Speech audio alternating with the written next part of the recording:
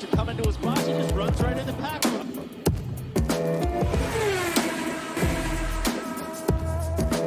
Maury Rose, a two-time winner, takes the lead from Faulkner. That's the way they finish the first lap.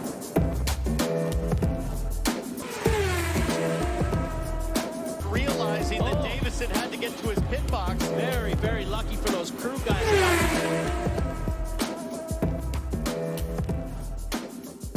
Puts his hand out of the cockpit and says, "There we are, folks. I'm back." Welcome to another episode of Pit Lane Parlay. I am your host, Mike Jokum. Matt joined me, and joining us to review everything that happened this weekend at Barber Motorsports Park and talk a little bit about St. Pete and make some predictions is from the race is Jack Benyon. So Jack, thanks for joining, and let's put you on the start right at the top instead of asking Matt first. What did you think of the first race of the year? It was a bit boring, really. Not much happening. Yeah. Yeah, do you know what? First of all, I'm going to say the one thing I don't like about coming on your podcast is I don't get to hear the music before I start talking to you guys. I think you should simulate that for me every time I come on so that I'm more like G'd up for when you start asking me questions about stuff. I got it. That'd be really cool. I will listen, we'll have to work out the finer details of that contract, but I think we can work something out. Yeah, do you know what? I really enjoyed Barber because it's not a track that is particularly known for overtaking.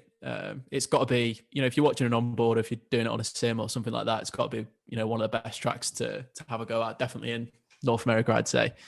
But yeah, just the racing that it creates. I don't know if anyone watched any of the Indy Lights races, but yeah, they were interesting in their own way, but overtaking was really tough. And after watching Indy Lights race, I was kind of, intrigued as to how the INDYCAR race was going to go. But as soon as you started to see things in practice, especially second practice when we got to see the reds and the blacks, it was obvious that there was going to be a big difference between the sort of overlapping of the tires when they were going to come in and how long they were going to take to get up to speed, which was going to make things really interesting. And to be honest, that early caution period just created a bit of a perfect storm for making, pretty much the perfect Barber race, because we got the people working out that two-stop was possible, and that was going to be the optimal strategy. And then obviously the people that committed to the three-stop as well, and some of them made it work, some of them didn't. So yeah, just a load of varying strategies and load of epic storylines. To be honest, it could have been the worst race ever, but the number of storylines coming into the season was so big that it was always going to be interesting to see how they all played out. Yeah, I will let Matt answer that question right away. Yeah, Jack, thanks for joining. Appreciate your time. Yeah, I'm gonna have to admit I'm gonna be wrong several times in some of my past predictions. One of those was a couple weeks ago. I was a little hesitant about the first race being at Barber, because, like you said, it's not known for some of the best races we've ever had. But there was a lot of intrigue with this race on Sunday. I thought the strategy was really cool. That first lap crash, which we'll talk about in a second, had huge ramifications, not only for the race itself, obviously, but looking at the championship, there was a couple key players involved in that one way or another. So that was critical to the outcome of the race too. So it was a fun race. I actually thoroughly enjoyed it. Hats off to Alex for his first career win, which is, I guess, I'll tee myself off for the second I suck moment, because it's only one race. There's still a lot of time for Chip to fire him for irrational reasons, but my prediction of him suffering is not going well so far. So I'm happy he's proven me wrong, though, because I don't like to cheer against anybody. And he conducted himself very well and drove a hell of a race. So congrats to him. And it was a good showing for IndyCar as a whole. Yeah, I really was thoroughly intrigued by the two-stop versus three-stop strategy on which one was going to work in the long run. And I thought Pato and Rossi played it right, but maybe pitted a couple laps early. And in the end, I was wrong. And before we move on to Jack's points, the Indy Lights races were really interesting because, like, first and second place were pretty much like a mile ahead each race, but the third through seventh or eighth-ish place battles, both races were fantastic. So those were some good races, and I think had some championship implications of their own, because Kyle Kirkwood didn't particularly have the best weekend there. But Matt, you alluded to it. Lap one was a massive crash. Joseph Newgarden Colton Herta was involved. Ryan Hunter-Ray was involved. Max Chilton has some damage. Jimmy Johnson just skated through. There's probably 6 or 7 other guys that just snuck through there. So I don't know who wants to go first, but maybe I'll Matt, you can lead this off. What do you think? Could Newgarden have done anything to prevent the at least spinning back onto traffic like that? No, I think that was kind of just a circumstance of the situation. I don't necessarily fault him for where he ended up, but it was a really elementary error and not one that we would expect from, what is he, two-time champion Yeah. Joseph Newgarden. I mean, gosh, that's it's never good to spin within like the first 5 turns at any track, regardless of where we go. We're talking like, if this was St. Pete, it'd be a track blocker. If this was, the first 15 seconds of Indianapolis, obviously it would be mayhem. But at Barber, with that turn, uphill blind corner onto a pretty fast straight, like that is pretty much worst case scenario when I kind of take a look at the calendar as far as worst places to have an accident right away in the race, especially with where he ended up, which was middle of the track. So I can't fathom how that happened. I mean, I know it was just a mistake, and mistakes going to happen in racing, but it's just he's not the guy. I mean, Grosjean started pretty close to him. I would expect that from Grosjean.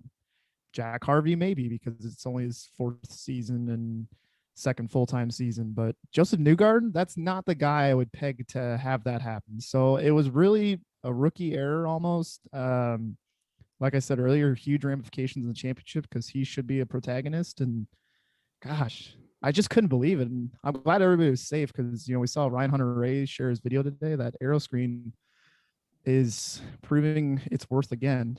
So I'm really glad everybody got out safe. Rosenquist kind of got lucky too, where, he landed thankfully within the barriers, just on all 4s because he got some air. So it's just I don't know what really else to say other than, mistakes happen, but it's just a terrible one to have.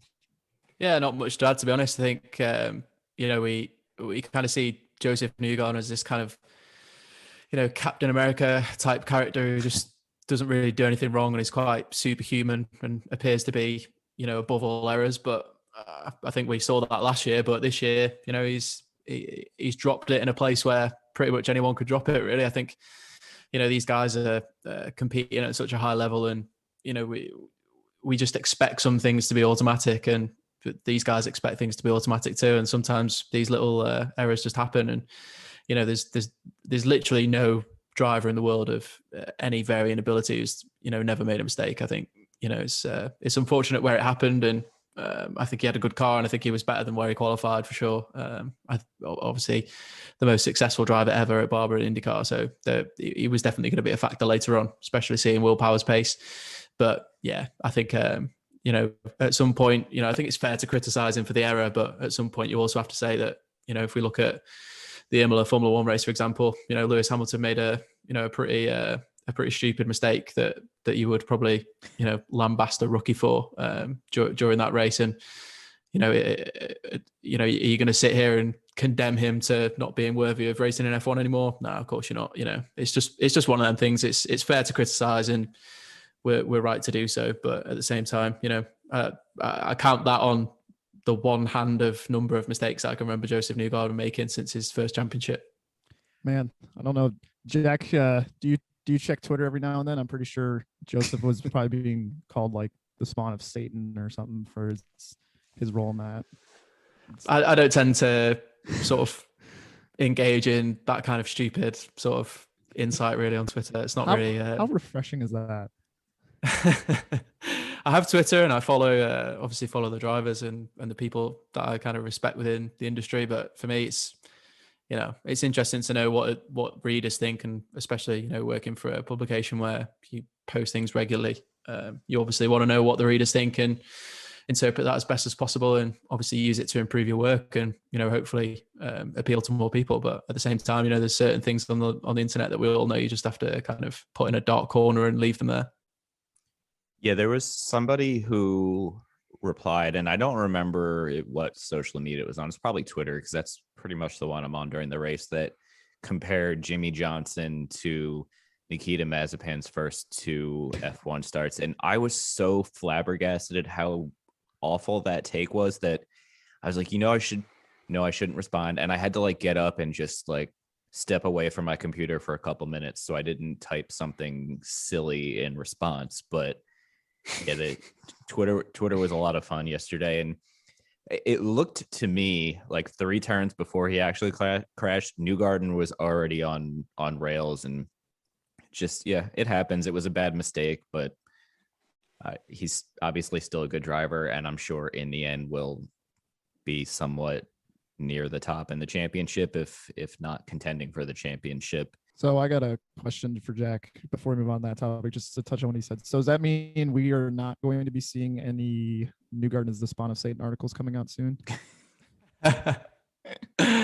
Well, I promise to listen to every single bit of feedback that we get. So if your feedback is that we should be saying that Joseph Newgarden's a spawn of Satan, then I'm not going to totally dismiss you out of without investigating first. So All right, there you go, folks. In case you, I'll ask Joseph next time I speak to him. All right. You've had him on the podcast before. Why didn't you get him back on and find out? I'm working on that. Yeah, we usually talk about cheese though.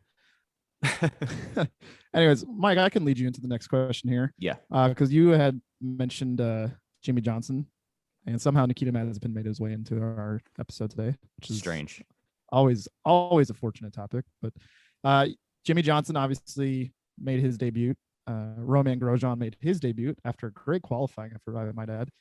And while it wasn't his first start, it was Scott McLaughlin's opening race for his rookie campaign, per se. So kind of out of those 3, I just was kind of, Jack had mentioned some intriguing storylines for the season. Kind of wanted to get your thoughts on any or all of those drivers I just mentioned about their debuts on the season. I'll make it quick. Grosjean impressed. I think he pretty much didn't put a wheel wrong all weekend, and McLaughlin was kind of quiet, but again, didn't make any mistakes, brought home the car in P12 or P13. So solid weekend for him. Definitely impressed by Grosjean. And Jimmy Johnson, we kind of expected, I know, Matt, you and I have said this the last handful of weeks, to not expect too much from Jimmy Johnson. Listen, he brought the car home in one piece, saved it when he spun, which was pretty impressive. So all in all, I think all pretty much did exactly what we expected, and I'd say Grosjean outperformed expectations by a handful of places. Yeah, I think you're right. I think you're right to. I think you were right to point out that Jimmy's going to need some bedding in time, and we have to remember he came into this weekend with 5 days in the car and without any single seat year experience really in his career, up until his Formula One test really. So I definitely tempered expectations for him, and I was equally impressed and disappointed in various ways, to be honest. But I think if we kind of look at his onboard, the biggest area he's losing out is he's not getting on the power quick enough coming out of the corner, and I think that's where a lot of these guys who know the cars inside out, when they apply the throttle, they know exactly what the car's going to do and where it's going to do it and how to respond to it immediately. So they're almost pre-correcting, if that makes any sense, in the fact that they know where the car's going to go and they're already starting to put their steering input in to correct what they know is about to happen. Whereas Jimmy just doesn't have that experience with the car. So, I think there were some really critical people on Twitter of his performance, and do you know what? He was 2 laps down and in 19th. I would have liked to seen him finish a little bit better than that. But looking at his onboard, there was nothing fundamental wrong with his driving, and it's all about confidence for him. And as he starts to learn how the car reacts, once he starts to pick up the throttle quicker, he's going to be a lot closer to these guys. And I think, any of you guys know where Alex Palou was in terms of his fastest lap of the race, where he ranked? Not first, I know that. As I say, I'm guessing it's probably like 13th, 16th. Oh, 13th he was. And, I think you've got to apply context here. Obviously, Alex was saving fuel for most of the race. So at no point was he really properly let off the leash. And we saw O'Ward do a 1:68. So, the pace was a lot higher than where Jimmy was at. But he wasn't a million miles away from sort of live race pace, which I think is, encouraging for his fans moving forward. And I think, we've just got to be totally realistic about the whole situation. And, again, similar to the crash with Joseph, we're well within our right to be critical of the situation, and we would like to see Jimmy be a lot quicker. But fundamentally, he doesn't have the experience, he doesn't have the familiarity with the car, and he's having fun, enjoying himself, and he's going to build up to the pace at his speed. So looking forward to see how he adapts after a few more races. I don't think he's a million miles away. He's actually a bit closer in terms of lap time than I expected, but it's just putting all those things together. And you mentioned Roman. I think this weekend was really important because it was the pretty much one of the only times this season it's going to be an equal setting in qualifying where the track had been resurfaced since all of the other guys had been there. So it was the first time for everyone on that surface on the red tire. So it was really important, quite an even playing field in some respects for Roman to try and have a really good qualifying performance, and he obviously delivered that and put it in the top 10. So that was the most impressive part for me, was the qualifying, because it was so important. There was so much riding on that for his result in the race, and obviously he dropped back. I think most of that was his in and out laps weren't quite where they needed to be in terms of the competition, and he got caught in traffic a few times. But apart from that, I think the crew did well. They kind of coached him through the race really well, and I think he's built up a really good relationship with that team, and it's a bit of a family atmosphere. So I think he's really enjoying himself there, and I think he delivered a performance anyone would be impressed with. And then Scott McLaughlin was just a victim of his strategy really, and should have been a little bit higher up. I think he was a top 10 car all day really on pace, to be honest, and could have well been there. But then you could probably say that about 5 other cars. So it's the nature of IndyCar racing and how close the strategies play out. Yeah, I mean, it's only 1 week, but I hope we can keep Roman forever. I mean, between not only like obviously what he did on the track, but on social media, obviously he has a very big following, and he's embracing it so well, this transition, doing a lot of videos and visor cams and things like that, and really kind of promoting where he is at and what he's doing. And I really appreciate that. And he's ticking all the boxes for me. So I really hope, obviously we know what happened last season. I really hope maybe he just gets a chance to run Gateway too, maybe get a little comfortable on the ovals and then try the full schedule next year. But obviously just having for the road courses too is great. And I was really impressed with what he did this weekend. Not to throw too much shade, but he outperformed Ed Jones, and I can go back and watch the broadcast, but I'm not sure Ed Jones's name got mentioned once the whole day. I don't think so. And I don't think so either, but it's kind of just like a mad day from him. And then Grosjean in his opening race was kind of consistently faster than him everywhere. So not Jones's best day. Jimmy, obviously Ganassi was incredibly strong, and I do think it's a bit unfair for kind of the internet warriors to expect Jimmy to be, contending for top 10s at this point. I thought for what he needed to do, he brought the car home in one piece. And, as Jack said, there's obviously areas for him to work on if you analyze telemetry and whatnot, but this is a process. I think he said himself, he only got 600 to 700 laps before the season in an actual car, not like simulator or anything like that. So it's a process. It's just going to take some time. I think if we're getting towards like maybe the end of the season and he's still, 2 seconds off the pace or whatever, maybe we can start speculating, but I still think he gets a long leash. And no, he's not Nikita Mazepin. Thank you. Yeah. McLaughlin, I mean, it's just because he has so much hype around him. With Johnson, everybody's kind of like, yes, he's a 7-time champion, but it's going to take him some time. With McLaughlin, he just has this like aura around him that he's just going to be this knockout rookie, blah, blah, blah. And again, only one race, still a lot of ways to go. I was just kind of expecting a little more.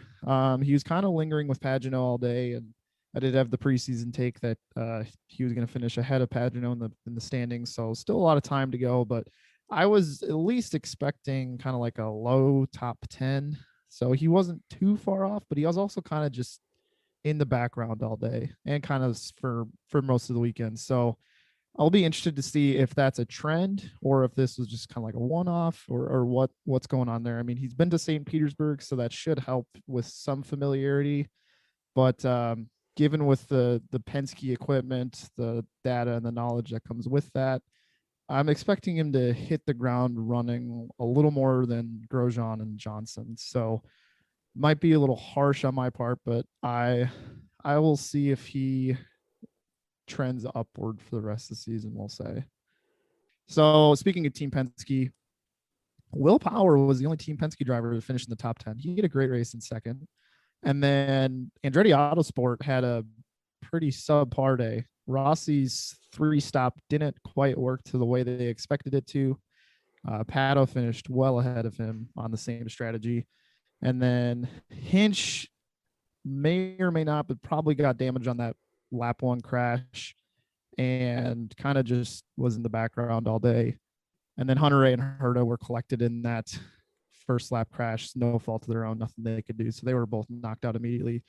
And then if we want to count Jack Harvey in there with the Shank Andretti Autosport affiliation, he had an okay race. Didn't do anything spectacular, but also was consistently fast and brought the car home in one piece. So Jack, we'll start with you. Were you kind of surprised that Team Penske and Andretti Autosport kind of having average to below average races as a whole? Yeah, for sure. Don't really know where to start with the answer to this one, but I guess I'll start in a completely different place with Ganassi. And, you know, they were probably the one team I had quite severe kind of worries about for this season, in the sense that, you know, they've done so much in the off season in terms of adding another INDYCAR entry after already adding another one year before. They've got the Extreme E program and joined IMSA as well with the prototype program. Obviously signed Alex, who's got a completely different driving style to Dixon and Ericsson. So there was just so much change there in the off season that I was, you know, quite concerned about them. And, you know, we saw Andretti in the second half of last year were just on fire and looked awesome. So had no worries about them really coming into this year. I think the biggest thing with them was going to be how the Rossi-Herta relationship dynamic kind of played out. And obviously Herta was kind of the number one driver last year, and whether that was going to continue, and how, you know, I can't imagine Alexander Rossi being very happy about being a number 2 driver personally. So I was kind of interested to see how that would play out. And then, you know, Penske obviously didn't win a 500 or a championship for the first time since 2013 last year. So although their season was amazing and Newgarden was phenomenal in defeat, you know, they still had a pretty bad year by their sort of, you know, their usual kind of expectations, but also they were the only team that had 3 drivers win a race on their squad. So, you know, I wasn't really worried about Penske or Andretti for those reasons, but yeah, it just didn't quite hook up for any of them. Rossi's big problem was that he couldn't get the tires in. So the fresh sets of tires, he was really struggling to get them up to temperature and working in the right window, whereas Pato was able to just do that immediately. And that's why he was able to move so far forward and you know, on that strategy. And I think obviously Herta and Hunter-Reay were caught up in the crash, and Hinch actually kind of below the radar in terms of what a roller coaster race that was, because he, you know, for me, committed an unforgivable crime of crashing in qualifying on the black tires, which to me is just, you know, calamitous, because he'd not even got on the red set. You know, to me, it's bizarre how you could crash on the black tires. And I think I've been critical of enough of Hinch in that sense, but he bounced back amazingly in the race and made up so many positions at the start, but then stalled in his first pit stop. So that kind of negated all the advantage that they'd made up. So they didn't even have 2 cars in the top 10 in the end. I think Hinch would have been there or thereabouts if he hadn't have had that stall and, you know, a few other little bits of issues with traffic through the race. So yeah, disappointing race for Andretti, and kind of reflective of their 2020 as a whole, wasn't it really? You know, one kind of mediocre performance, and then 2 people caught up in a crash that wasn't their fault, and another person who kind of did things wrong and right and kind of didn't really nail everything together. So that was kind of a reflection of their 2020. So starting the year exactly how they didn't need to. And then Penske, just quickly, I guess, you know, Power's been talking for years about how he needs to have a good start to the season.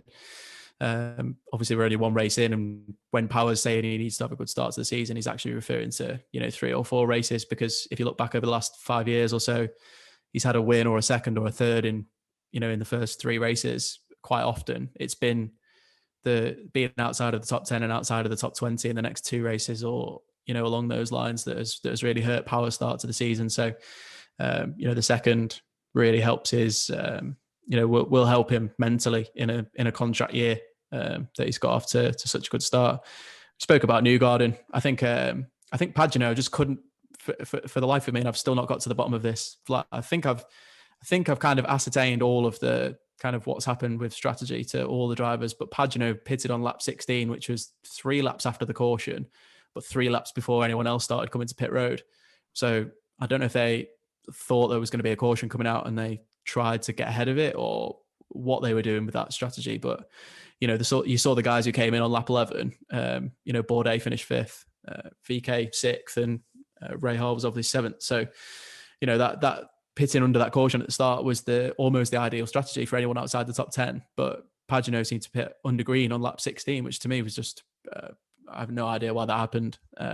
And his pace wasn't particularly fantastic through the race either. So for someone who needed a real bounce back 2021 after a really, troublesome 2020 where he really struggled with the understeer from the aero screen, that was quite a disappointing start for him. And McLaughlin was obviously caught up on that horrible 3-stop strategy. And, I think I'll take what you said actually about the expectations on McLaughlin, because I think that's been part of maybe why we're maybe interpreting his result quite harshly as a 14th not being good enough, because I kind of share that with you, and that was my immediate reaction after the race as well. And I think when people like Pagano are saying McLaughlin will definitely win a race this year, that is expectation of the highest level. And people have repeatedly said that he's going to be a future champion, and I wonder if there's just been a bit too much pressure put on him early on.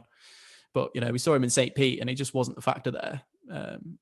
He just wasn't the factor at all, and really struggled, ended up in a crash. And he didn't look like a future champion or someone who was, going to be a regular top 5 finisher in IndyCar. But then, I feel like this weekend he's looked like a top 10 car, and he's looked like a top 15 car. And I think if the strategy had gone his way, I think you could say that about a few drivers. But I think if the strategy had gone his way, he was quick enough to warrant being in the top 10. And that's my interpretation of where his pace is kind of at. So I think there's too much expectation been put on him, and there will be again at St. Pete, because it's the only race he's done before. So people are immediately going to expect more from him there as well. But we'll see how they get on. But yeah, I think that's a whistle stop tour of those kind of two teams, I think. And, I was really, really surprised, with Ganassi being the team that I was expecting to maybe struggle in the first part of the season, as they kind of tied everything together.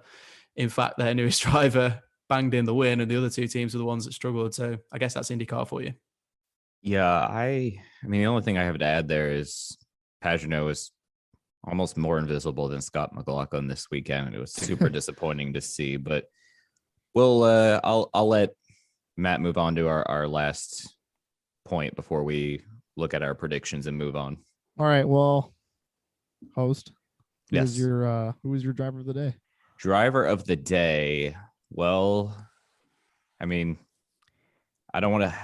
I feel bad picking the obvious one, so I'm going to go with Will Power. He's started the year slow the last couple of years, and luck hasn't gone his way. And if he had another lap or two or a little bit more fuel, I think it would have been right down to a photo finish. So I'll give Will Power the driver of the day for starting out the weekend strong, or starting out the year strong. Sorry, Jack. Who was your driver of the day?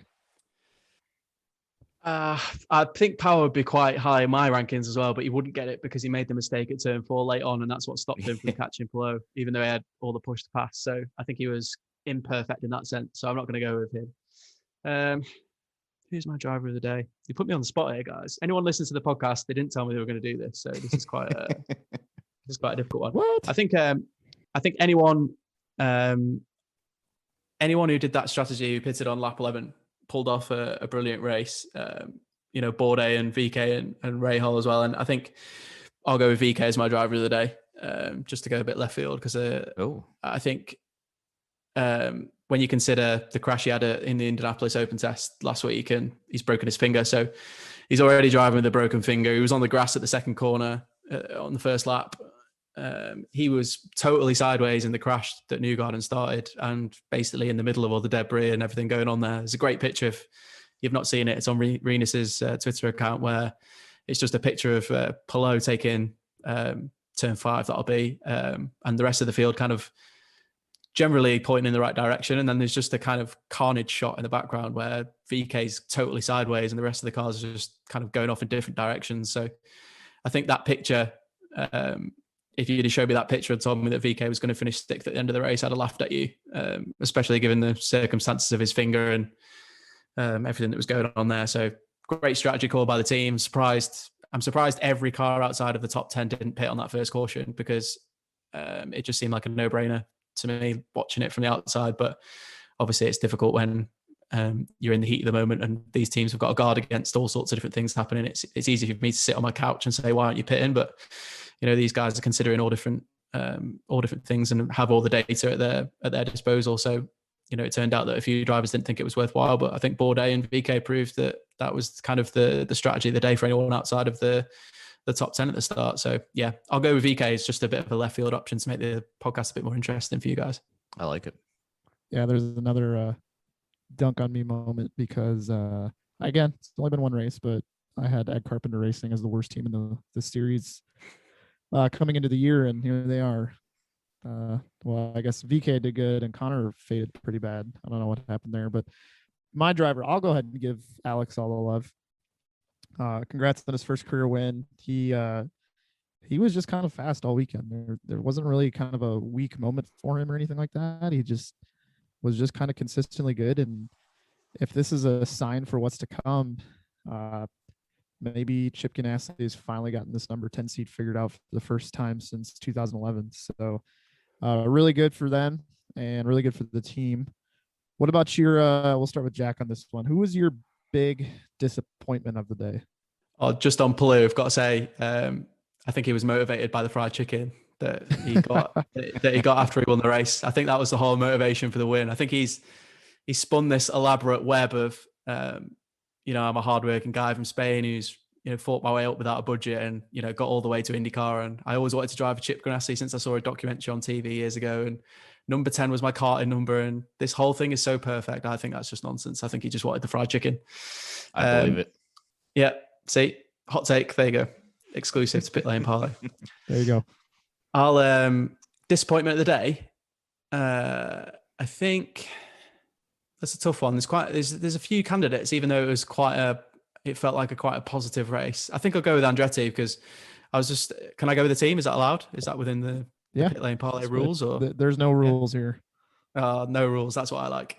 Yeah, the Andretti guys, I think I was just expecting so much from them. And, there's been so much talk from Rossi over the offseason about this season being a bounce back year for him and one that, last season globally sucked and all that kind of stuff. And just expected quite a lot from them given, their road course form in the second half last season was pretty sensational. And, there's just seems to be so much trending in the right direction for them this season. And, just really couldn't deliver on many different fronts. I think that probably the only one who's been judged quite harshly in all this is Hunter-Reay, who was caught up in that crash. But the reason he qualified so far back was a drive shaft issue and a few other lingering issues as well. So a bit unfortunate for him. But yeah, I think disappointment in this sense, not necessarily totally critical of Andretti, because I think a few things are out of their control, but it was just disappointing to not see them, be fighting at the front because, for somebody who's watching from the outside and pretty unbiased, I just want to see the best teams and the best drivers fighting at the front and making a real entertaining show. And I think it would have been quite a bit more entertaining if you had the likes of, Herta coming from ninth, and don't forget Herta started on the harder tire as well. So he was on a totally different strategy from the start. And that was another thing we were robbed with of Newgarden as well, because those two were both, on the alternate strategy. So that, think about the number of strategies we got by the end of the race, and throw those two in, who would have been on a different strategy as well. That would have been phenomenal to see. So yeah, that would be my disappointment of the day. I like it. Well, I am going to take, I kind of alluded to him a couple minutes ago, Simon Pagenaud. Didn't really have the speed in practice in qualifying, and probably would have finished like 15th or 16th if five guys weren't kind of collected early on in that accident. So Simon just kind of had a blah weekend. Yeah, that's well said. I guess I'll take the other low-hanging fruit in Joseph Newgarden, obviously. Especially one thing I didn't allude to earlier is that Joseph Newgarden practically owns Barber. This is maybe without a doubt maybe other than Iowa, which is now no longer on the schedule, obviously, this is probably his best track. And so that kind of further adds to the head scratching error that he had, just because he's done so well here in the past years, that it's just kind of one of those where when it comes to like fantasy IndyCar, it's one that floats to the top to picks. So I'm assuming there was a lot of frustrated fantasy IndyCar owners out there this weekend when they saw Yep. crash, and then I'm assuming a bunch of people had like Herta, and maybe had Hinch, who was also collected, things like that. So pretty unfortunate. Also, I guess we kind of glossed over Felix Rosenquist had a pretty poor weekend too, with the crash in practice, the spin in qualifying, and then the race, which was no fault of his own, but still just not the best start for him either. So hopefully he bounces back well. We have to now roast ourselves on our predictions. I had Joseph Newgarden doing well. Oops. Yep. Oops. That's a You can roast me on that as well, because on the Races IndyCar podcast, I picked Newgarden to win the race as well. well, big oops for us. Mike had Pato, so well done on that one. That's a great one. Good job. Thank you. Who do we think? I mean, he finished fourth. But you're gonna celebrate Mike finishing fourth. That's just Jack. Before we started hitting record, we talked about how bad my predictions usually are. So this is like a home run for me. Yes, and Mike's pick didn't spin and crash like 8 cars, so that is way ahead of me, I'll say. So yes, Mike, I'll give you a pat on the back for that one. Who sucks? So since we don't know who is going to be good or bad because it's early on in the year, we could pick anybody. So I picked Dalton Kellett, too easy. And then Mike had Connor Daly, and that was also a good pick because Connor started well on the first stint, and then I think he was saying the car had a lot of trouble kind of with heavy fuel loads, which is a reason that he couldn't make that 3-stop work. So he faded through the field pretty dramatically and was the last car in the lead lap to finish. So tough day for Connor. So I think we both get a pat on the back for that one. Yep. Dark horse. I had Marcus Ericsson. Pretty proud of myself for that one. Interesting to see what he would have done if he didn't have to save so much fuel, because I do think he could have potentially made Pato's life a little more difficult. But still, a good weekend for him overall. I know his final finishing position wasn't what he may have hoped for given how the race was going, but still, you can't be anything but impressed with how he raced.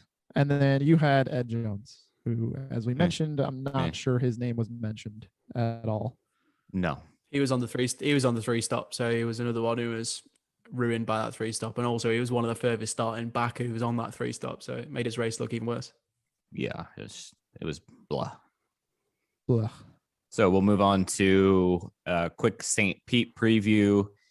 And obviously that means we're going to put Jack on the spot for predictions on this as well. So reminder, the St. Pete race last year, which was the wild race at the end of the year where the pace car ran out of fuel.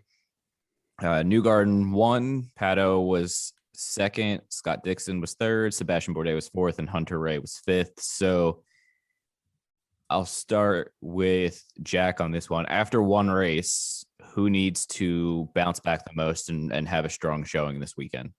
I think that in what context? Is it just for their future, or just for purely just because they need to have a good result for the championship, or is there no context and I could just say whatever I like? You could say whatever you'd like. All right. I think Felix Rosenquist needs to have a very strong weekend, based on the things that you guys kind of alluded to earlier. He had the crash in practice one in the pits, which was embarrassing.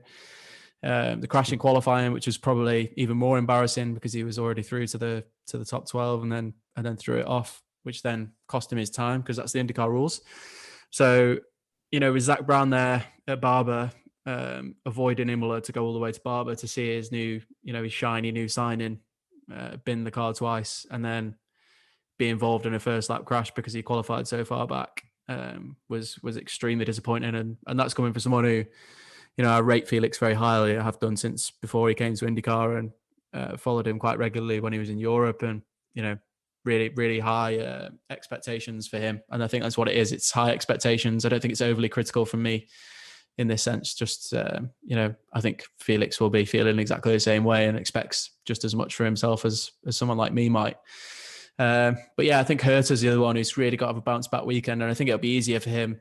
I think, obviously had the crash in practice, which was a bit of a brain fart, but I think the pace was there for him for most of the weekend. I think it wasn't perfect by all means, let's say that, but I think a lot of people have picked him to be a championship contender this year and step it up. And if he's going to do that, he definitely needs to not have another weekend so far down, because, we talked about Newgarden earlier, and it's probably a bad time to kind of allude to it because he's just made a mistake. But, these guys, Newgarden, Dixon, they eat top fives for breakfast. So, this is what their championships are built on, is consistently bagging top fives. And one of the reasons why awards weekend was so impressive as well, to go off on a tangent, because that he had a slow puncture in the first stint. That's why he pitted so early on lap 19. And, I think that really ruined his race because he was on the 3-stop.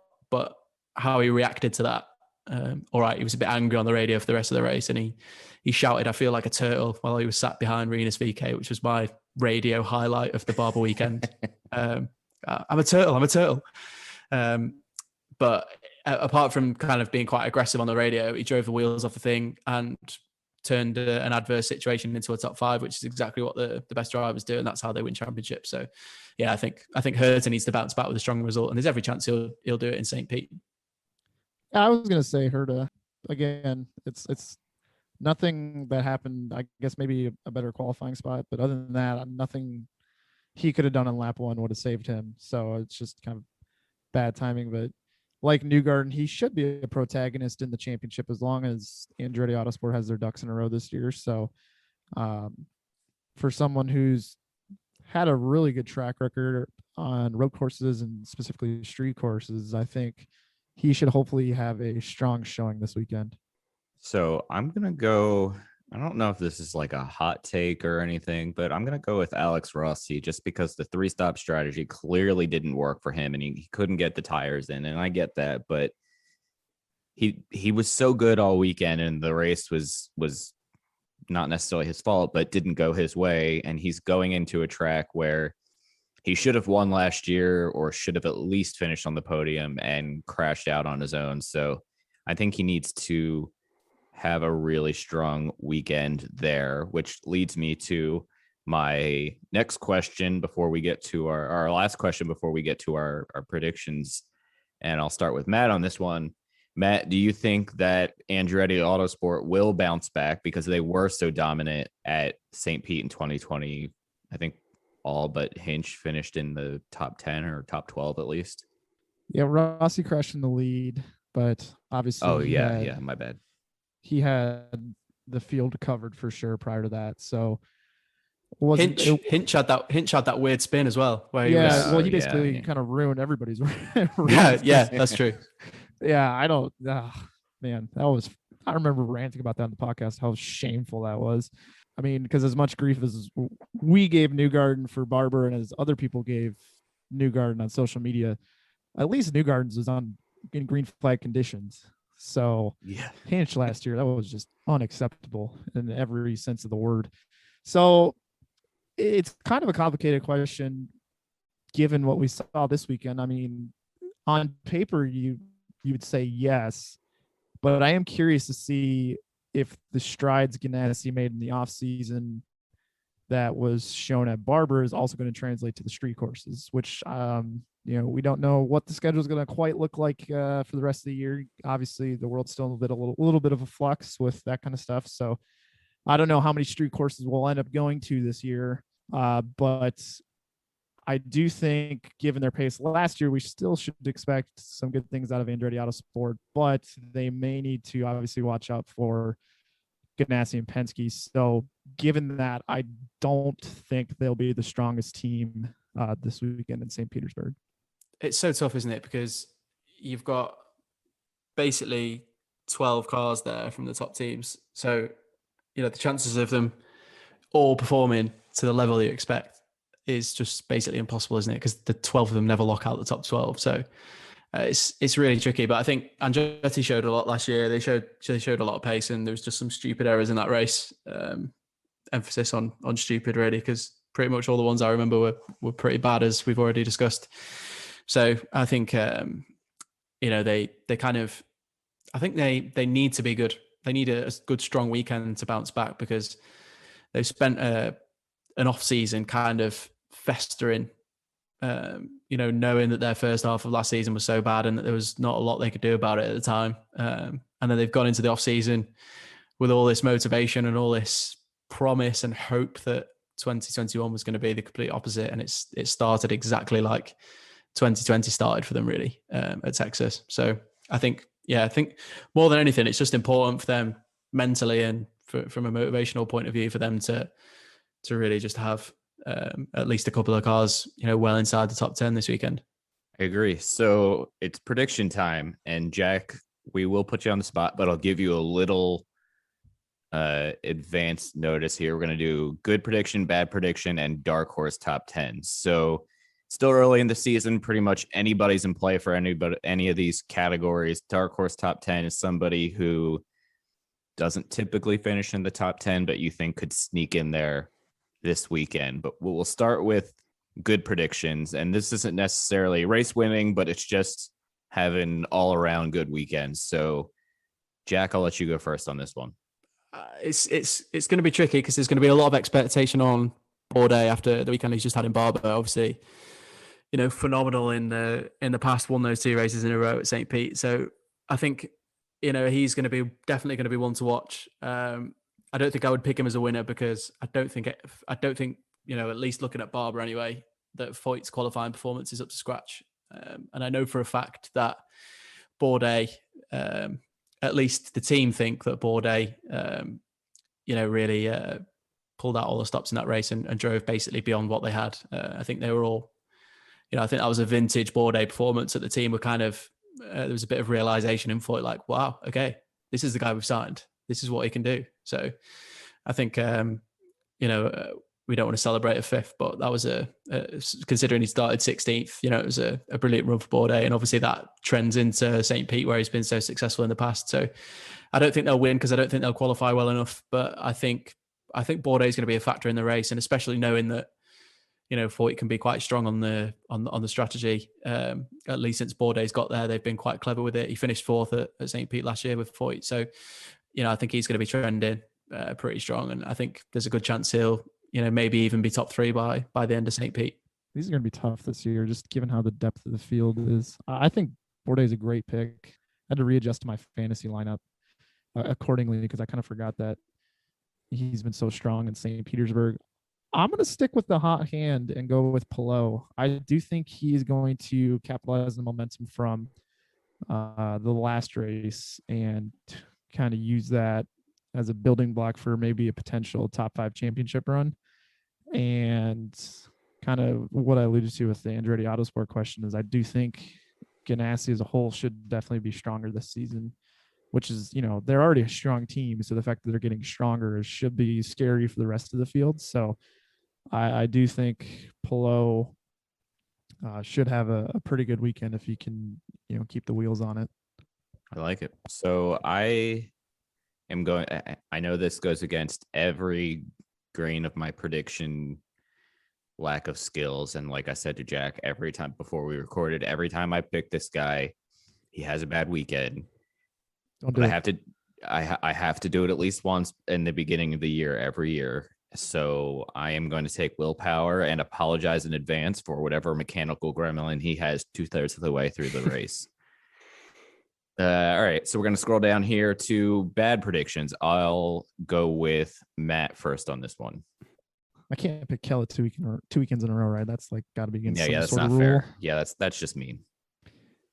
I think VK may have had a good showing in Barber, but for some reason, I'm having a gut feeling that something might go wrong for his race, especially since I still don't have that much faith in Ed Carpenter Racing. So I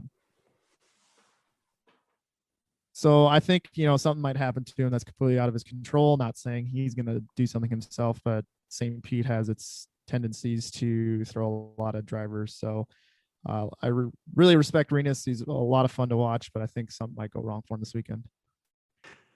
I'll go. Can I pick the pace car?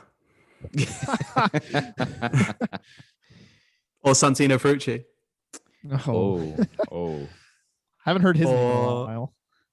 Or yeah, I'm just joking. I'm just mentally going through the order of what happened in last year's race. But yeah, I think I'll sadly go for Connor Daly, because no matter how much staring at the American flag is going to make his mullet look good, I just think he's probably not going to go that well at St. Pete.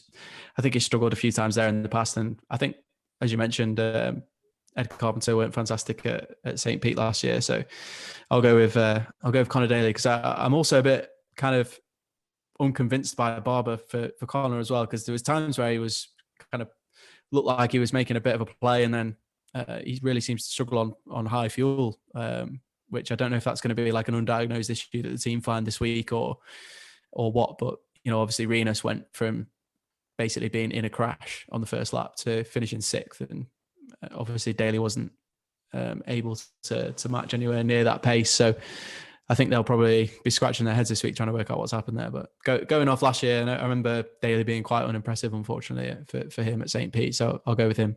Well, I guess I can't pick one of the Ed Carpenter guys, and that was really what I wanted to do here. So I'm going to continue ragging on him this week and say that Simon Pagenaud has a bad weekend part 2, since I can't pick one of the Ed Carpenter guys. Just, I don't remember. I think he finished like 8th or 9th there at the end of the year last year. So 6th. Thank you. So yeah, not awful, but I'm just gonna keep on the Pagenaud train here. Things had to happen though for that 6th to happen, just because I feel like something kind of happened to everybody that was ahead of him at some point. So it was like he was tethered 6. Like, yeah, right. people even behind him were moving forward, and people ahead of him were moving backwards, and he was just like in 6th the whole race. I think that was my recollection of Pagenaud in that race.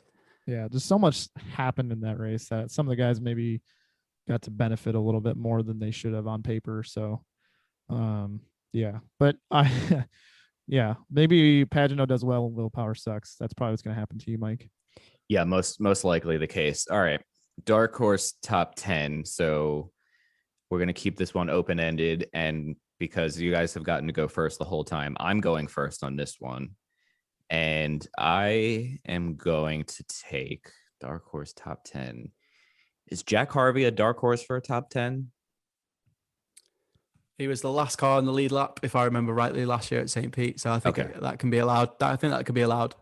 Yeah, I'm going Jack Harvey. One of the victims of Hinch's nonsense. Oh, yeah. I think he was the guy who directly got hit by Hinch. Yeah, which because that was like right after Rossi crashed too. It was kind of a terrible couple laps there for Andretti, and then didn't Herta get like wrecked on the restart or something?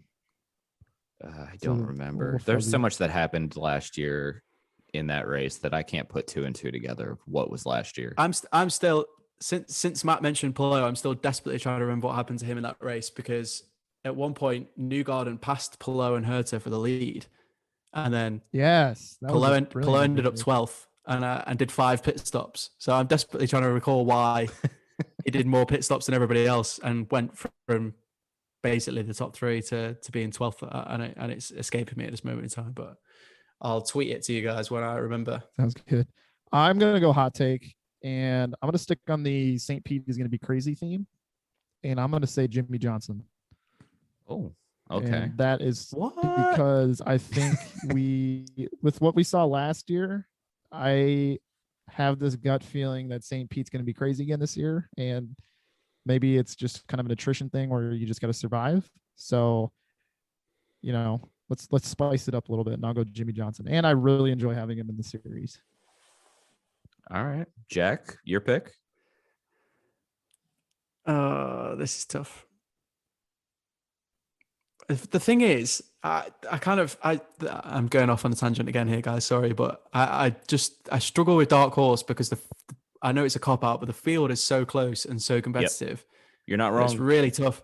It's really tough to pick a dark horse because on any given weekend, theoretically 15 guys should be able to win a race. But yeah, it's tough. I think I'll go Ryan Hunter-Reay because I feel like he had so much bad luck over the course of last year. And he did have some stupid moments, like when he span off the At Iowa. the pit exit. Yeah, twice.